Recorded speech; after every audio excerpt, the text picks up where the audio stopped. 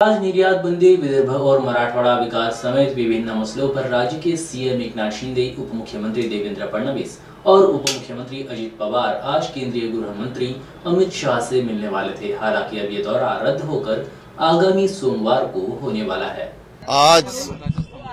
आज मुख्यमंत्री महोदय, मी तसंच देवेंद्र फडणवीस साहेब, दिलीप वळसे पाटील, राधाकृष्ण विखे पाटील असे आम्ही सगळेजण रात्री आम्हाला वेळ दिलेली होती, परंतु आताच त्यांचा निरोप आला की आज काही महत्वाची कामं त्यांना निघाली। त्याच्यामुळे आजचा जो आमचा दिल्लीचा दौरा होता तो आम्हाला सोमवारी ते वेळ देत आहेत। त्यामुळे सोमवारी किंवा मंगळवारी मी वेळ देतो।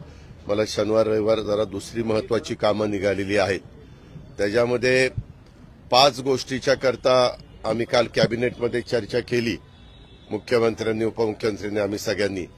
त्याच्यामध्ये एक तर आपला कांद्याचा प्रश्न, दुसरा इथेनॉलचा प्रश्न, तिसरा तुम्हाला माहिती असेल सभागृहामध्ये विदर्भ विकास मंडळ, मराठवाडा विकास मंडळ आणि उर्वरित महाराष्ट्र त्याच्याबद्दलचा प्रस्ताव गृह मंत्रालयामध्ये गेलाय, तो एक प्रश्न।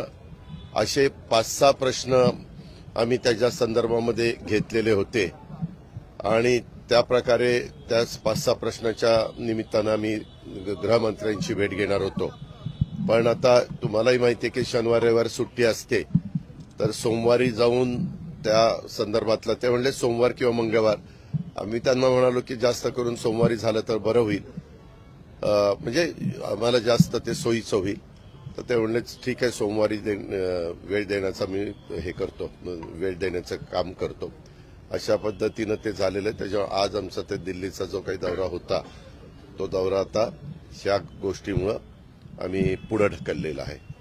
बाकीच्या बाबतीतली कामं तर काल जवळपास 26 ते 27 विषय कॅबिनेटमध्ये घेतले गेले। बहुतेक तुम्हाला माहिती आहे की 4थं महिला धोरण आपण ह्या राज्यामध्ये लागू केलेलं आहे, फार विचारांती केलेलं आहे। पहिलं 94 ला आलं होतं, दुसरं 2004 ला आलं होतं, तिसरं 2014 ला आलं होतं आणि 4थं आपलं आता 2023 ला आलेलं आहे।